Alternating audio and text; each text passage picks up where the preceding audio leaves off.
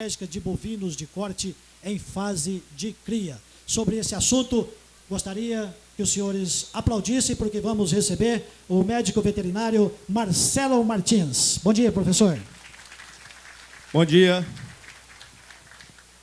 Primeiramente, pessoal, eu gostaria de agradecer, em nome da DSM, a acolhida do Grupo Leopoldino. O seu Abel, ontem, no jantar, ele citou que ele considera uma família, né? E a gente está se sentindo acolhido como uma família mesmo. A gente quer agradecer a acolhida e esperamos que a parceria dê bastante frutos, né?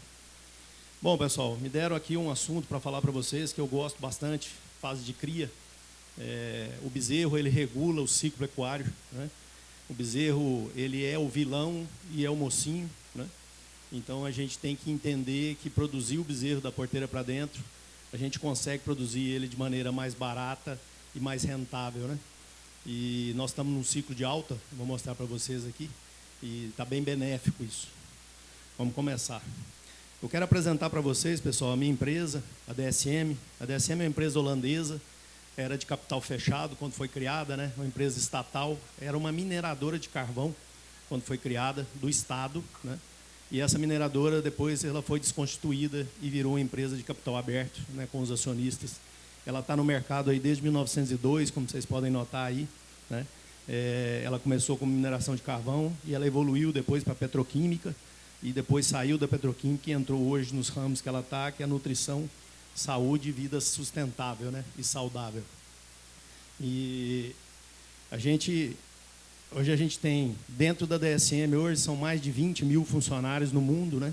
Sendo que mais de 60% estão fora da Europa, né? Só no Brasil aqui são mais de 2 mil, com a compra da Tortuga. Então, é uma família grande, né? Uma empresa que investe em pesquisa, investe principalmente em sustentabilidade, qualidade de vida, né? Então, eu vou mostrar para vocês aqui. E eu gostaria de passar para vocês um filminho institucional da empresa, para que vocês conheçam um pouquinho mais. E é mais simples, né, de conhecer. Olá, eu sou o Tim e gostaria de falar sobre a DSM.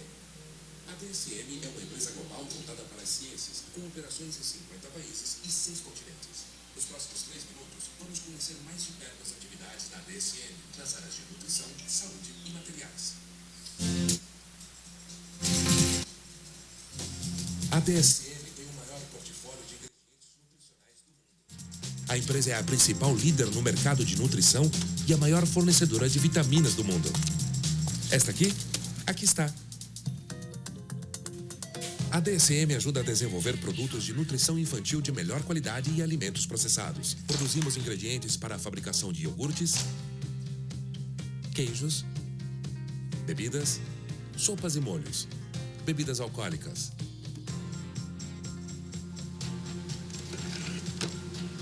pães e suplementos nutricionais.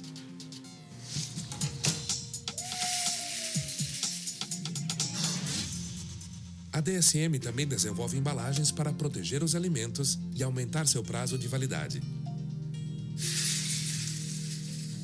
E a DSM é a maior produtora de aditivos nutricionais para que animais saudáveis produzam carne, peixe, laticínios e ovos da melhor qualidade.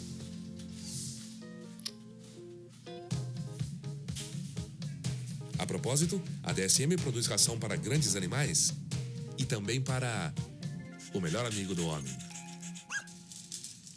As atividades da DSM não se restringem ao que comemos ou bebemos. Elas se estendem aos cuidados que temos com o nosso corpo, como o protetor solar e produtos para cabelos e pele.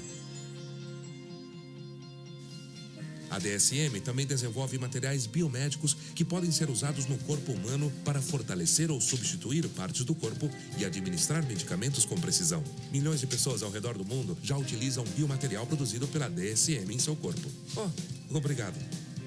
Nos joelhos, quadris e discos da coluna vertebral.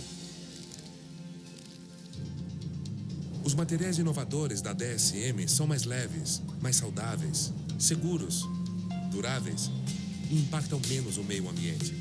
Os materiais da DSM, como plásticos avançados, podem ser encontrados em tablets e smartphones e até mesmo em carros, o que os torna mais leves, mais seguros, mais econômicos e mais divertidos de dirigir. E além disso, a DSM também produz a fibra mais leve, forte e resistente do mundo.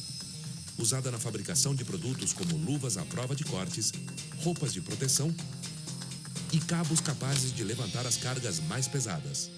A sustentabilidade é um dos principais valores da DSM, não apenas nas suas operações, mas também nos produtos e serviços de seus clientes. As inovações sustentáveis dos materiais da DSM podem ser encontradas no revestimento anti-reflexo para painéis solares, além de tintas e revestimentos com menor impacto ambiental e mais duráveis. A DSM também ajuda a fabricar carpetes totalmente recicláveis. A biotecnologia da DSM encontra soluções ao desenvolver produtos a partir de fontes renováveis e ao desenvolver a tecnologia por trás de biocombustíveis avançados. A DSM continua inovando e melhorando seus produtos para e com seus clientes, para esta e para as futuras gerações.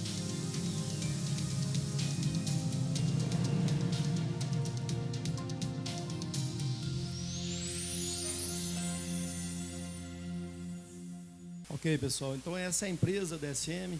Vai. Eu estava fazendo café da manhã lá e atrasou com os ovos, rapaz. Vocês desculpem. Bom dia a todos. Espero que a gente tenha um dia bem produtivo, porque as informações dos técnicos estão cada ano mais apuradas e fazem a diferença no campo para a gente. Marcelo, obrigado da presença. Desculpa o corte aqui no meio, senhor.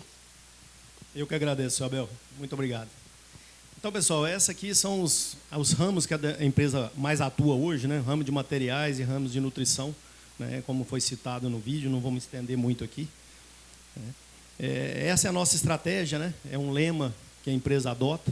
Então, a estratégia é guiados por um propósito, orientados para o resultado. É uma estratégia bem interessante. Todos nós temos que ser orientados pelo resultado, né? Guiados por um propósito de vida, um propósito de trabalho.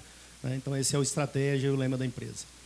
As tecnologias da empresa, a empresa investe demais em pesquisa e ela traz tecnologia inovadora e solução para o campo. Então, hoje a gente vai comentar muito dos minerais tortuga, porque é o foco da palestra, mas eu não poderia deixar de mostrar para vocês as outras tecnologias que estão à disposição de vocês, se quiserem conhecer no stand, a gente está ali para conversar. Não vou me alongar muito, porque o tempo aqui é curto. Os minerais tortuga, eu gostaria de falar um pouquinho mais para vocês entenderem. São os minerais que foram criados, na verdade a gente chama de mineral, mas é uma molécula, né? É uma molécula complexada. Isso garante a ela uma segurança maior, um menor antagonismo com os outros minerais e garante para ela também uma biodisponibilidade elevada na absorção. Então a gente tem as interações antagônicas mínimas, né? Biodisponibilidade maior e principalmente, pessoal, melhor utilizado pelos micro-organismos ruminais. Então, a função de um complexo de mineral tortuga é fazer com que o rumen funcione melhor para que o animal aproveite a melhor comida que ele tem. Que é qual, pessoal? Pasto. Pasto, entendeu? O animal é um ruminante, então o mineral ajuda nesse ponto. E sem risco de intoxicação. Quando o mineral não ser iônico, ele não tem risco de intoxicação nem de complexação com outros minerais. Então, é uma tecnologia única, né? A DSM ela detém hoje 10 minerais na forma orgânica, né? 3 macro e 7 micro minerais hoje. É uma das maiores do mercado com esse tipo de formulação de minerais, né? E aqui, de novo, citando que a melhor qualidade dos produtos de origem animal, né? Principalmente para terminação de carcaça, isso aqui. E também o melhor ambiente ruminal para digestão de fibras. Voltando a falar de novo, pessoal, sem querer ser incisivo e cansativo. A solução é pasto. É forragem. A gente tem que suplementar a forragem. Principalmente, que eu vou mostrar para vocês, nós estamos falando de cria. Mas a gente pode até citar que 100% hoje de produção de cria no Brasil é em pastagem. Então, é assim, tem alguns projetos que estão começando a fazer fechado, mas é muito pouco perante o universo que a gente tem. Então, a gente tem que sempre trabalhar com o pasto e fazer com que o pasto seja melhor aproveitado e melhor disponibilizado. Então, essa tecnologia eu não poderia deixar de citar para vocês. E essa tecnologia, pessoal, assim como todas as outras da DSM, elas são testadas e aprovadas, primeiro pela empresa, depois elas são comprovadas e elas são chanceladas pelas universidades federais. Nós temos uma parceria com mais de 9 universidades hoje, e essas pesquisas foram feitas pela USP, comprovando a eficácia dos minerais tortuga, né? Tanto na parte aqui, que a gente vê ali em cima, na parte de vacas mais pesadas, né? Comparando minerais tortuga com minerais iônicos, quanto menor risco de problemas, né, de problemas reprodutivos, né, e bezerros mais pesados com as vacas que estão lambendo os minerais de tortuga. Então, aqui a gente tem uma solução interessantíssima para pastagem, para cria, para bezerro, entendeu? Que é muito interessante isso aí. Bom, agora falando mais especificamente da cria, a gente não pode deixar de citar alguns fatores que são primordiais e são importantíssimos para a gente ter uma cria de qualidade e sucesso financeiro na cria. Quais são esses fatores, né? Basicamente, os fatores são ambiente. Quando eu falo ambiente, pessoal, ambiente é onde a vaca vive, onde a bezerra vai ser recriada, onde a novilha vai emprenhar pela primeira vez. Ah, mas como assim? Então a fazenda é o ambiente delas? A fazenda é o ambiente delas. E uma fazenda não é igual a outra, pessoal. Às vezes a gente está vizinho uma fazenda da outra e alguma tem uma particularidade. Então a gente saber do ambiente, a gente precisa conhecer o ambiente, a gente precisa classificar a fazenda, a gente precisa classificar os pastos da fazenda. Como assim classificar os pastos? Eu preciso dar os pastos a aptidão deles. Às vezes aquele pasto não tem aptidão para cria, ele tem aptidão para recria e engorda. Aquele outro tem uma aptidão melhor para cria. Ah, mas tem isso? Tem. E a gente tem que colocar assim, porque a gente disponibiliza e a gente viabiliza melhor assim a propriedade. Segundo, sanidade. Não dá para trabalhar hoje num país tropical igual o nosso, que é abençoado por Deus, todo mundo sabe, mas por ser um país tropical, tem vários vetores e várias doenças, inclusive algumas zoonóticas, que são transmitidas para nós. Então não dá para trabalhar numa fazenda de cria sem um calendário sanitário bem rigoroso e bem certo para a fazenda, para a região, para as endemias da região, para que a gente possa estar protegido, né, e fazer com que os animais produzam o máximo sem ter custos nessa parte. Genética. A gente está citando aqui, vocês estão vendo aqui hoje um show de genética. O pessoal está trabalhando firme em cima da genética. É a solução, a genética. A genética a gente projeta ela para ela trabalhar melhor no campo, o animal disponibilizar ela e ele poder exercer 100% da capacidade dele. E, finalmente, que é o que a gente vai citar mais hoje, nutrição. Eu tinha que citar isso para vocês, pessoal, porque sem isso aqui não dá para a gente falar de nutrição. Então, junto com esses 4 fatores acoplados ao manejo, né, da fazenda, a aptidão, igual eu citei, dos pastos, a equipe e o planejamento é que faz o sucesso da pecuária de cria. E eu gostaria que vocês sempre lembrassem disso, que equipe e planejamento é o ponto nevrálgico do negócio. Então, se a equipe não estiver antenada, se ela não estiver integrada, se ela não estiver pronta e treinada a equipe, a gente começa perdendo aí. E o planejamento também, pessoal. A gente tem que planejar. Mas a vaca só vai entrar em cria, em monta em outubro. Pois é, mas já está planejado desde janeiro. Então, é sempre pensar isso aqui para a gente evitar prejuízo e sempre ter lucro. Bom, aí falando do ciclo pecuário, né? O ciclo pecuário, pessoal, ele começa no bezerro. E a gente pode até falar que ele começa e termina no bezerro. Porque o ciclo pecuário ele varia muito. Se vocês pegarem o gráfico aqui da Exalc, desculpa se vocês não conseguirem enxergar, mas pegaram o gráfico da Exalc aqui, de 4 anos, ó, 2016, 17, 18 e 19, né, da CPEA, vocês veem que 2016 foi o ciclo de alta do bezerro. Estava começando o ciclo pecuário. Aí agora que nós estamos entrando em 2019, está voltando a subir de novo. Então é um ciclo. Sobe, cai, por quê? Ele determina entrada ou saída de pessoas no mercado e determina a lei da oferta e procura. Mas o importante é a gente sempre lembrar que existe um ciclo. Né? E nós estamos agora no ciclo positivo. Tudo que mostra, né, que nós estamos num ciclo positivo, num ciclo benéfico aí. E se você observar o boi gordo, ele acompanha o bezerro. O spread entre o bezerro e o boi gordo sempre é muito próximo. Então, a tendência do boi é a tendência do bezerro, entendeu? Por isso que tem as épocas. E o Brasil hoje, com essa estabilidade da moeda, né, a gente tem uma estabilidade de arroba também, e o pessoal já não está concentrando mais os abates. O pessoal tem fazendas hoje, a maioria trabalham com fluxo o ano inteiro, fluxo de caixa. Né? Então, sem concentrar os abates, a gente tem que ter reposição. Entendeu? Então, sempre o boi vai aproximar do bezerro. Então, a gente tem que sempre ficar atento a isso para a gente poder não ter prejuízo. Né? Bom, e se a gente pensar no corte a pasto na cria, né, a gente lembra de uma linha de produção de automóveis. Né? O corte a pasto é a mesma coisa. Como assim? Começa tudo com o trabalho da IATF ou o trabalho da monta dos touros a campo. Né? Essas vacas emprenham, parem os bezerros de qualidade. Né? Esses bezerros são desmamados, são recriados. Aí esses bezerros vão ou terminando a campo ou para coxo, em confinamento, e depois vira o que a maioria das pessoas consome e aprecia muito, que é a carne bovina, né? A proteína vermelha. Então, isso é uma linha de produção, e a gente tem que sempre lembrar que a linha de produção, se você for numa fábrica, ela tem um tempo e uma velocidade correta. Então, a gente tem que sempre estar de olho nisso. O calendário da vaca, o calendário da cria, ele é muito rígido. Parece que não, mas é. Entendeu? O calendário da vaca. Então, se a gente se perde no calendário da vaca, a gente não tem os bezerros de qualidade que a gente precisa. Então, a gente tem que ficar bem atento a isso. E se a gente está atento a isso, a gente tem que estar atento ali à parte da fertilidade, né? Sempre trabalhando com a fertilidade ali, na segurança, né? O que você vai dar para o animal tem que te dar uma segurança na fertilidade. Você tá dando para o animal economia sobre animais mais pesados, né? Então, o que a gente procura é que o animal que nasce leve ganhe peso rápido e termine mais pesado, tenha mais formação de carcaça. Então, você vai procurar isso aí, né? Sempre. Redução do tempo, né? De engorda, né? De permanência do animal na fazenda. A gente sempre procura isso, né? O melhor aproveitamento de carcaça, isso aí. Aí, sim, a qualidade da carne, né? Que hoje a gente está muito evoluído, né?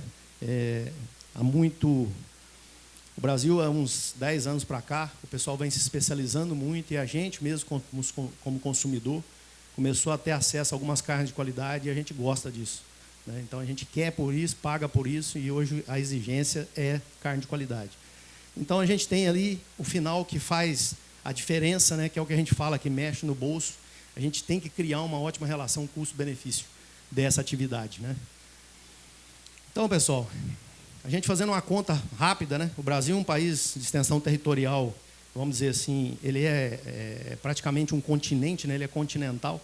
Então, nós temos um rebanho hoje, aproximadamente, isso aqui um fala uma coisa, outro fala outra, mas vamos pôr aqui 206 milhões de cabeças, né? E a gente tem mais ou menos nessas 206 milhões de cabeças, hoje, 90 milhões de fêmeas em reprodução, entre vacas e novilhas, certo? E hoje a gente desmama por ano 54 milhões de bezerros. Se você fizer uma conta rápida, você vai ver que a taxa de desmama nossa é 60%. Isso é bom ou é ruim? Eu pergunto para vocês. Isso é ruim, pessoal. Por quê? Se você fizer uma conta para baixo aqui, ó, se você desmamar 75 para os bezerros, você passa para 62 milhões de bezerros. No mesmo mercado, com os mesmos animais. Então é isso que a gente tem que ficar em cima. O nosso manejo da cria tem que ser otimizado. Porque senão a gente perde todo o trabalho. O bezerro nasce, mas não chega a ser desmamado, ele falece antes. Então a gente tem que sempre ter manejo bom para a gente poder não perder bezerro. Bom, a gente tem esse aumento aí, né, se a gente trabalhar.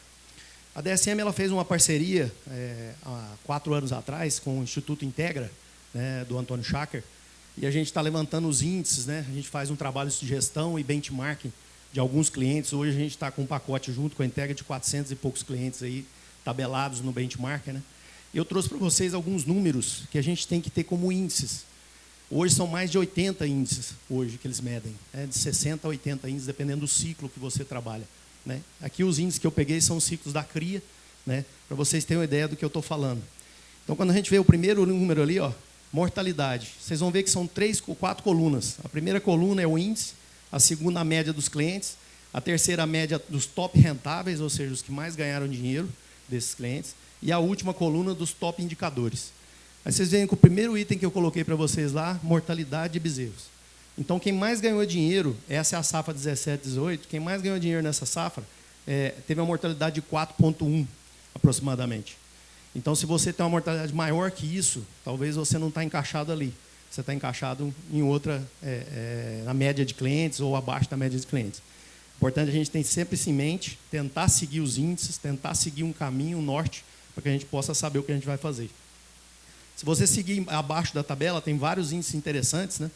Esse material depois pode ser disponibilizado para vocês, não tem problema, né? Mas se vocês acompanharem lá embaixo, ó, taxa de desmame, a gente acabou de citar ela no slide anterior, a taxa de desmame da média dos clientes, 68,5%. E a taxa dos top rentáveis de 70 para cima. A taxa. 76, né? Para cima, perdão. Porque para mim está mais. 76 para cima. Então, e a taxa dos top indicadores, 77,5. Aí aqui que está o resultado do negócio, pessoal. Olha o desembolso por bezerro desmamado. Então, aquele cara que teve uma taxa de desmama de 68,5, o bezerro dele custou 1.032. O cara que teve uma taxa de desmama de 76,5, ele teve um bezerro de R$ 727. Aqui faz a diferença, pessoal. Então, é aqui que a gente tem que fazer a coisa render. É aqui que a gente faz prosperar. Então, o cuidado nesse ponto é que vai fazer a diferença entre o lucro e o prejuízo da gente. E aqui, vocês todos sabem, vou até colocar embaixo aqui, todo mundo escuta esse termo, né? Eu escuto isso desde pequeno, que o pessoal fala, qual é o melhor bezerro que existe no mercado? Aí você pega qualquer um, ele vai falar para você, o bezerro do cedo. É isso que o pessoal fala. Qual que é o bezerro do cedo, pessoal? O bezerro do mês 7, do mês 8, do mês 9. Esses são os bezerros do cedo, correto? Aí fizeram uma pesquisa para provar isso. Pegaram simplesmente o mês do nascimento. Ah, mas será que esse bezerro é o melhor mesmo? Então vamos fazer uma pesquisa. Vamos pegar. Mais de 10 mil nascimentos foram catalogados, né? E o pessoal da USP, lá do Zequinha, da Unesp, desculpa, do Zequinha lá do Vasconcelos, eles mediram isso, pessoal. Então, se vocês olharem ali, ó, no gráfico, no eixo X embaixo aqui é o mês de nascimento e no eixo Y em cima, peso de desmama. Vocês vão notar que os animais que nasceram no mês 10, mês 9 lá em cima, 10 e 11, eles são mais pesados. Então, você vê ali, eles são a média de 196 quilos, os animais do mês 11 para frente, uma média de 167 quilos. Os animais do cedo, eles dão uma diferença de 29 quilos a mais do que os animais do tarde, se eu posso usar essa expressão. E simplesmente pela data de nascimento, pessoal. O que isso mostra para a gente? Que a gente tem que ter estação de monta e a gente tem que trabalhar, a gente tem que aproveitar as ferramentas. Vou mostrar para vocês aqui as ferramentas que vocês têm de protocolo. Entendeu? São para isso as ferramentas, para eu trazer as minhas vacas para o cedo. E para isso elas têm que estar nutridas, né? Então, os melhores bezerros aí, né? Aqui o final da pesquisa mostrando o seguinte, que 100% dos bezerros que nasceram em setembro, 100% deles, né, ficam na fazenda só até 2 anos e meio. Então, eles não mudaram nenhum tratamento, pessoal. Foi só data de nascimento. O que um bezerro comeu, o outro comeu. Aquele, por ter nascido um pouco mais cedo, e nascido no cedo e no seco, sem muito desafio sanitário e ambiental, esse bezerro desmamou, né, cresceu, teve a recria e foi embora. Até 2 anos e meio ele já foi embora da fazenda, já foi abatido. Enquanto o irmãozinho dele lá, o parente dele lá que ficou, nasceu em janeiro, ele morreu acima de 3 anos. Se você fizer uma conta boba, esse animal de 3 anos aqui e o animal de 2 anos e meio são 6 meses diferentes, vocês concordam? Quanto custa um mês de permanência do bezerro? Quanto custa, pessoal? Quanto custa um mês? R$40? R$50? Vezes 6. Vocês fazem a conta. Então, esse bezerro de 3 anos aqui, ele custou R$300 a mais que o outro. O outro deixou de custar R$300. Mas por que isso? Porque ele nasceu mais cedo. Então, a gente tem que sempre ter a técnica para a gente poder controlar isso aí. Aqui está o gráfico da inseminação artificial, a evolução dela, né, no Brasil, pelos estados, né? Esse gráfico aqui é bom que ele mostra que a média hoje do Brasil, né, esse gráfico é de 2018, a média do Brasil hoje são 11% das nossas vacas são inseminadas. 11% daquelas 90 milhões que vocês viram ali são inseminadas, essas vacas. Então, ainda é um número muito baixo. Tem potencial de crescimento? Tem. Entendeu? Então, por isso que é interessante isso, a gente levantar os números. A gente pode trabalhar para melhorar, né? E aqui o mercado da IATF, ó, evoluiu muito. Mas quantos protocolos foram vendidos em 2018? Aqui pela Asbia e pelo resultado aqui do Pietro Baruzelli, lá da USP, pelo levantamento dele, foram aqui mais ou menos 13 milhões e 200 mil protocolos de IATF. 13 milhões, é um número bonito, né? Só que quanto isso representa do nosso mercado? Quantas vacas são expostas a touros provados, que são os touros de sêmen? Entendeu? Aí a gente fez uma continha aqui, que não é muito bonita, né? Então, se a gente pegar o número de matriz lá, 90 milhões, desculpem ali que está errado ali o 2014, esse número aqui é 2018, né, levantamento. 90 milhões, quantidade de touros, né? 1 para 25, você calculando, você tem que ter 3 milhões de touros para 90 milhões de vacas, né? Então, quantidade de touros provados, eu coloquei ali mais ou menos 5%. Então, hoje, os programas de melhoramento de touros, hoje, eles têm 6%, 7% disso. Eles oferecem ao mercado todo ano. Talvez um pouco mais. O que eu quero mostrar com isso, pessoal? Quero mostrar isso aqui, ó. Quando a gente pega 90 milhões de fêmeas e a gente usa aquelas 15 milhões de doses de sêmen que foram vendidas, né? Calculando aí mais ou menos uma dose e meia de sêmen por prenhez, você tem 10 milhões de vacas inseminadas, certo? Aí você tem, aqui, dá o mesmo resultado daquele gráfico que vocês viram lá do corte, 11,38% das vacas são inseminadas, certo? Aí 89% das matrizes em idade reprodutiva são cobertas por monta natural. Isso é bom ou é ruim, pessoal? É bom se eu tiver um touro provado. Se eu tiver um touro de boiada, o que vai acontecer com as minhas fêmeas? Se eu tiver um touro desse, que eu vou ter de evolução? Isso aqui, pessoal, é uma foto de um touro, viu? Vocês podem acreditar em mim. Isso é uma foto de um touro. Isso aqui, pessoal, é um atraso para a gente. Por quê? Esse animal ele vai garantir a cobertura, às vezes, de 30 vacas numa estação, pelo menos. Então ele vai espalhar a genética dele para 30 animais. Você já ouviu falar daquela expressão barriga suja? Esse é um problema. Entendeu? Então a gente tem que investir em touro, a gente tem que investir em treinamento de pessoal, tem que investir em inseminação, entendeu? Para a gente poder ter resultado. Ok, pessoal? Aí, tocando naquele assunto que eu falei para vocês, Sistema Brasileiro de Produção, 100% do sistema da cria a pasto, 100% da recria, alguns projetos surgindo hoje, a gente pode citar que mais de 95% hoje de recria a pasto, e a engorda 95% ainda feita em pastagem, né? Então, se o sistema é em pastagem, a gente tem que lembrar o seguinte, a gente tem uma fase do ano, que é primavera-verão, ou que o pessoal chama de época das águas, que é uma fase benéfica para a forragem, tanto pela luz quanto pela quantidade de precipitação. Você tem um acúmulo de forragem, você tem um crescimento de forragem. Então, vocês veem a curva aqui, ó, em amarelinho, vocês veem o amarelinho aí, é a taxa de produção de forragem, é acúmulo. E o azul é a chuva. Então, ela acompanha a chuva. Ah, tudo bem, beleza. Então, só que se a gente olhar os meses embaixo, a gente tem que fazer o quê? Agenda, pessoal. Por quê? A gente tem que emprenhar a vaca na época certa, nós temos que desafiar ela na época certa. E se na hora que a gente for desafiar ela não tiver comida? E a gente espera, não espera, como é que a gente faz? Entra na estação, não entra? Entendeu? Então, por isso que a gente tem que manejar pasto, diferir pasto, entrada de seca, manejar pasto, para que a gente tenha comida, que a vaca volte a ciclar e que ela entre na estação de monta na época correta. Então, sempre lembrando de manejar, porque a pastagem é importante. Se vocês veem aqui, ó, quando a gente fala de quantidade de pastagem, igual a gente mostrou no anterior, e agora a gente está falando aqui de qualidade. Vocês veem que a variação é a mesma, ó. Então, aqui do mesmo jeito que a gente mostrou as chuvas, ó, aqui está falando de teor de proteína bruta e teor de proteína de ganho, né? Teor de ganho aqui de meio quilo por dia e um teor de proteína bruta. O amarelinho é teor de proteína. Então, vocês veem que quando chega aqui junho, julho, agosto, olha onde é que vai a proteína, pessoal. Ela vai quase a zero. Aí você pega capins aí que vão a 5%, 6% de proteína. A gente não consegue girar o rumen. O rumen precisa de 7% mínimo de proteína para girar. Entendeu? Então, isso é interessante a gente entender isso, por que a suplementação é necessária. E é o assunto que a gente vai entrar. Entendeu? Eu tenho que suplementar meus animais? Qual categoria eu vou suplementar? Que produto eu vou usar? Isso é importante, porque é isso que vai fazer a diferença. Sempre lembrando que eu estou suplementando o pasto. Ok, pessoal? Eu não estou criando um produto para substituir o pasto. Eu vou suplementar o pasto, principalmente na cria. Eu preciso do pasto. Então, ó, aqui, só para mostrar para vocês aqui, as novilhas em crescimento aqui, a necessidade nutricional delas para elas ganharem meio quilo por dia, né, em porcentagem, e o que a forragem me fornece no verão e na seca. Então, aqui em cima é verão, aqui embaixo é inverno. Né? Então, você vê aqui no inverno, aqui, ó, a média das forragens de 4 a 7, e a novilha pede 9. Então, aquela novilha que você está preparando ela para ela entrar em estação de monta, na seca, ela pede 9, e você está dando 7 para ela, se o seu capim estiver muito bom. O que vai acontecer com essa novilha? Provavelmente vai acontecer que se ela ganhar um pouquinho de peso, ela vai pôr gordura. E se ela pôr gordura, quando ela entrar em estação, ela não vai emprenhar. Aí você perde o trabalho. Então, por isso que é interessante a gente classificar as novilhas, classificar os seus pastos, formar os seus lotes e tratar os pastos por eficiência e por exigência. Ok?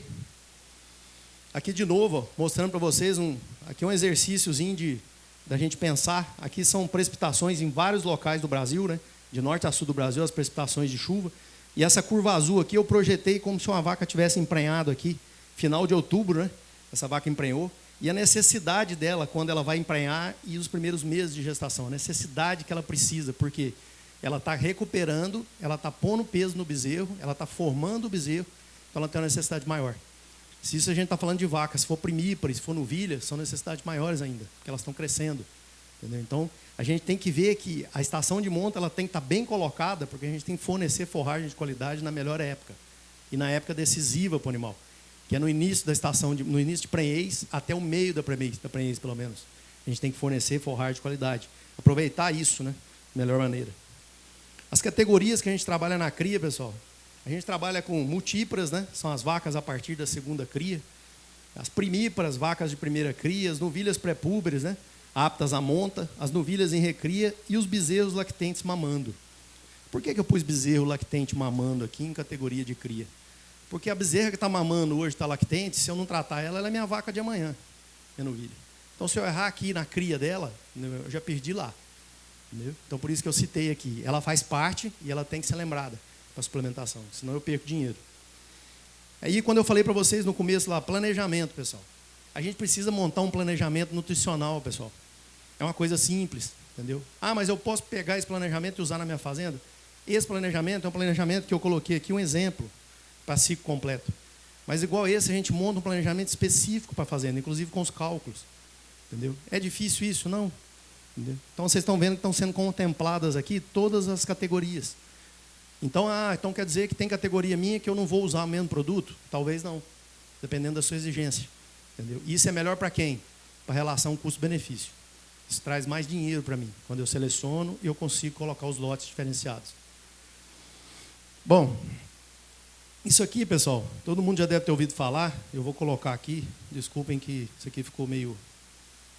Isso aqui é a programação fetal, né? Isso aqui é uma coisa que está... Não que está na moda, mas que está mais conhecida agora, né? Então o pessoal está bem em cima aí e querendo entender o que é e querendo saber como aproveitar disso. Então é assim, pessoal. O bezerro, quando a vaca emprenha, ela estando numa condição corporal boa, ela emprenhou numa condição, vocês vão ver aqui no score corporal, emprenhou no score corporal 3, 3,5, ela já entra com esse bezerro na barriga, ela já entra fornecendo nutriente para ele, e ela precisa de muito pouco do ambiente para ela manter aquele peso dela e ganhar um pouquinho durante a gestação. A vaca que entra magra, que emprenhou magra, 2,5, 2,75, quase 3, essa vaca precisa de um aporte maior. Por quê?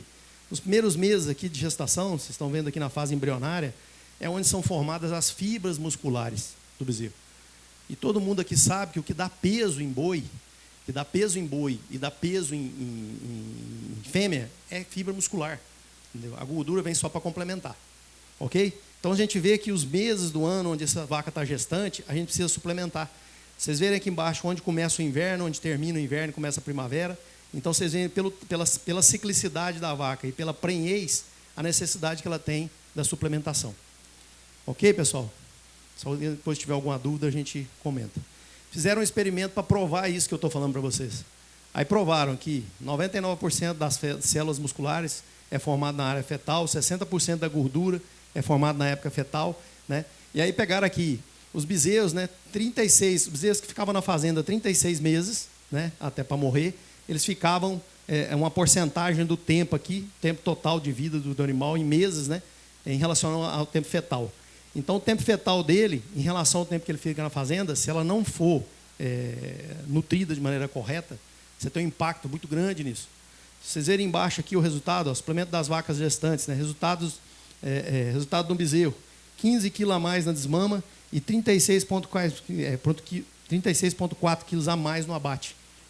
As vacas que foram suplementadas deram essa diferença nos bezerros. Então é interessante a gente suplementar, pessoal. Quando o bezerro nasce e a vaca está com ele ao pé, pessoal, até mais ou menos os 2 meses ou 3 meses, ela consegue, com o leite dela, sustentar esse bezerro, fazer ele ganhar peso. Depois a curva de lactação das vacas, principalmente as zebuínas, ela cai, a curva. E aí o bezerro fica com essa deficiência. Então ele vai procurar alguma coisa para suplementar. E ele vai aonde? Ele vai no coxo da mãe. Se o coxo da mãe tiver um produto compatível, que ele consiga lamber e ganhar, ótimo. Se não tiver um produto compatível, ele não vai ganhar. Ele fica prejudicado. Ele fica dependente só do pasto, que ele vai demorar um pouquinho para ser ruminante ainda, e fica dependente do leite da mãe, que vai caindo com o tempo. Então a gente tem que sempre lembrar disso, e a gente vale a pena talvez pensar em creep feeding, ou seja, um jeito de eu poder suplementar meu bezerro, né, ao pé da vaca, sem que a vaca entre lá dentro, eu usar um suplemento especial para ele, para que eu possa tirar dele a maior quantidade de ganho de peso e crescimento possível na cria, porque é a fase que ele mais ganha peso, pessoal, e mais cresce. E é a fase mais barata. Tudo que eu invisto nele, ele transforma em tecido nobre. Então ele cresce nessa fase. Se eu der um suplemento para ele, ele vai crescer. Aquele peso que vocês veem ele desmamar, aquele bezerrão que a gente desmama, você vê que aquilo ali não é gordura. Ele é ossatura, é musculatura, ele hipertrofia. Então isso que é interessante, a gente investir para ele poder hipertrofiar. Isso aqui é só um modelo de creep, só para vocês verem. E lembrar também que a taxa de crescimento, quando a gente pensa no bezerro depois que desmama, os tecidos continuam hipertrofiando na recria. Então, você vê aqui osso, músculo e tecido adiposo, né? Desde a concepção até a maturidade, a puberdade lá. Se a gente não seguir os requisitos nutricionais, esse animal não vai chegar. E ele não vai entrar em si, essa novilha. Eu vou perder parte das minhas novilhas. E elas ficam do tarde. Eu atraso as minhas novilhas. E talvez eu tenha que dar chance para elas. Aí é mais um ano ou alguns meses a mais de custo até que ela consiga emprenhar. Então é importante que a gente sempre lembre isso na recria. Aqui para mostrar para vocês também que é mais barato eu colocar proteína no animal do que colocar gordura. Então vocês lembrem sempre, cria e recria é hora de pôr proteína na carcaça do animal. É hora do animal crescer e não é hora do animal engordar.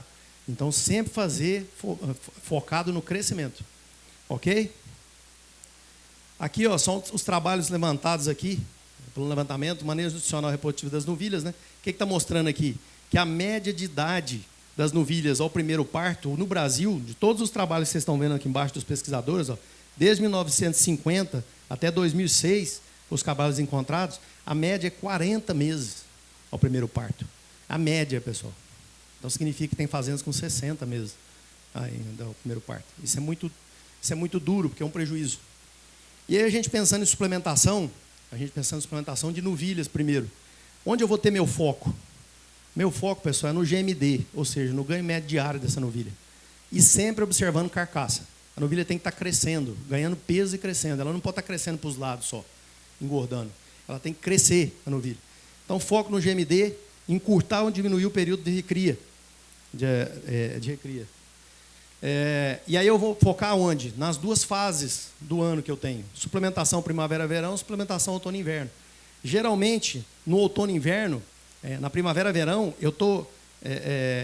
no outono-inverno, eu estou preparando para a estação de monta essas novilhas.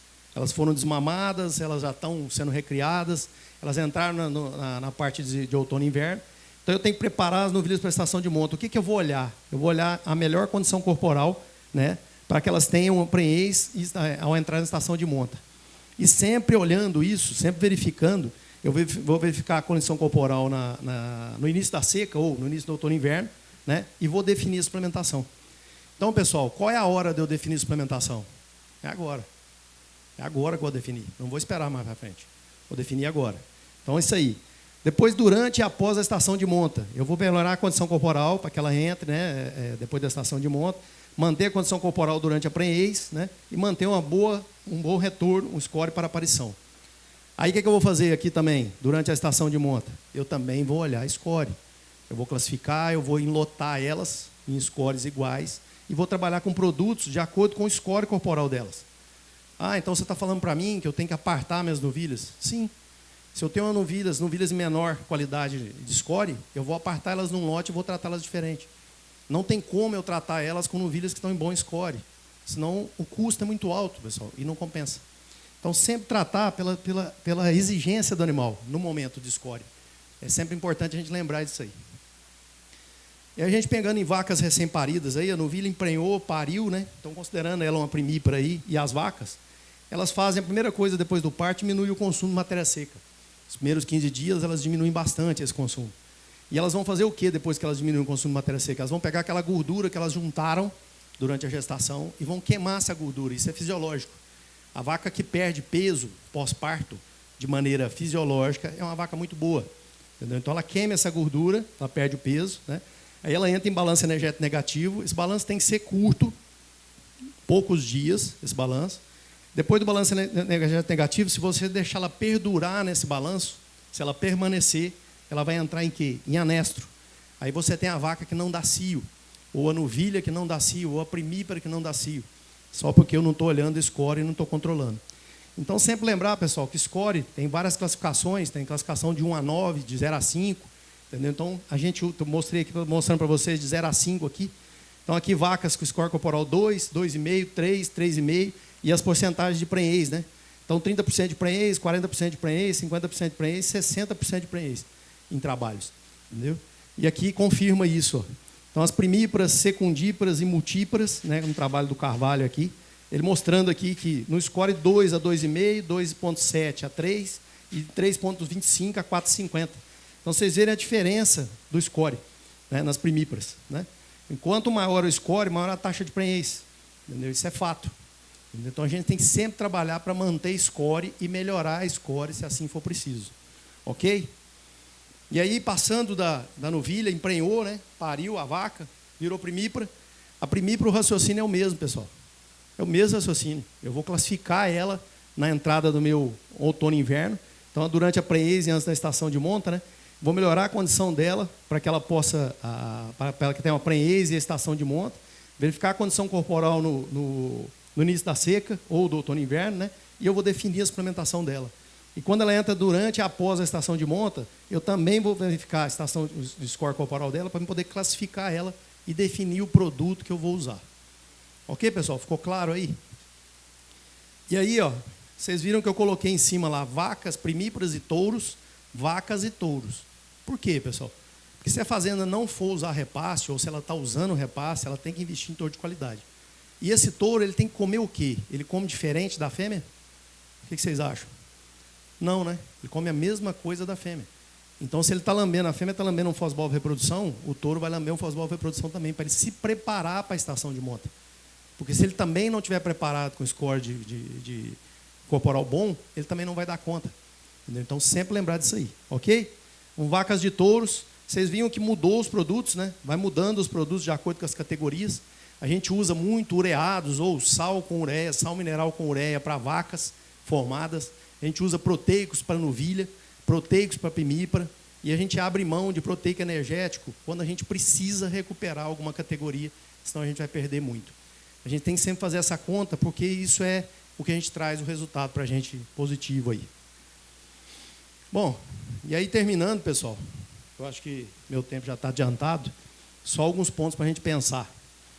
Sempre lembrar, suplementação, clima da região, as variações climáticas que eu tenho, onde eu vou suplementar, quando eu vou suplementar, minha área de coxo, minha estrutura, minha logística, sempre lembrar disso. E fazer o quê, pessoal? Planejamento, para que eu não tenha nenhuma surpresa desagradável e perca dinheiro com isso. Relevo da propriedade, pessoal. Por que isso aqui? Eu vou definir a ocupação e a localização dos lotes. Então, aquilo que eu falei para vocês, a aptidão da fazenda. A aptidão daquele pasto ali é melhor para recria, aquele outro lá é melhor para cria. Entendeu? Eu faço isso, eu classifico os pastos e eu defino. Isso é melhor para mim, a fazenda funciona melhor e eu trabalho melhor assim. Avaliar a planta, né? Planimétrica e altimétrica da fazenda, quanto ao número de pastos, localização, declividade, tamanho dos mesmos. E vou começar a trabalhar em cima disso, pessoal. Lembrando para vocês de novo, o maior investimento que vocês têm em cria é na pastagem. A suplementação ela é um suplemento para a vaca de cria. Então, se a pastagem não for a contento, pessoal, a gente não tem resultado bom.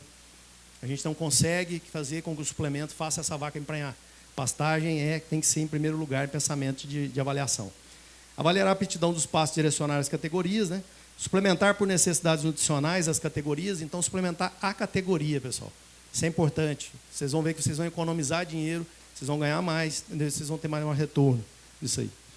Avaliar e corrigir o score da condição corporal durante todo o período da gestação, promovendo assim o parto com boa condição corporal, né? E retorno precoce à atividade cíclica da vaca. Certo, pessoal? Avaliar sempre os índices para um ótimo resultado financeiro. Então, pessoal, eu não sei quem falou essa frase, mas se você não sabe onde você vai, qualquer caminho serve. Certo? Então, se eu não sei o que eu estou tendo de índice, eu não posso medir se eu estou ganhando dinheiro ou não. Eu só posso supor. E, às vezes, a minha suposição ela vem tarde e eu tenho uma coisa amarga aí, que eu perdi alguma coisa aí e fica muito ruim. Tá bom, pessoal? Pedir desculpa para vocês, eu não sei se eu adiantei muito horário aí ou se eu atrasei. E agradecer mais uma vez, seu Abel, pela nossa participação aí e falar que nós estamos firmes aí na parceria. Tá? E se alguém tiver alguma dúvida, eu estou à disposição de vocês, pessoal. Muito obrigado, viu?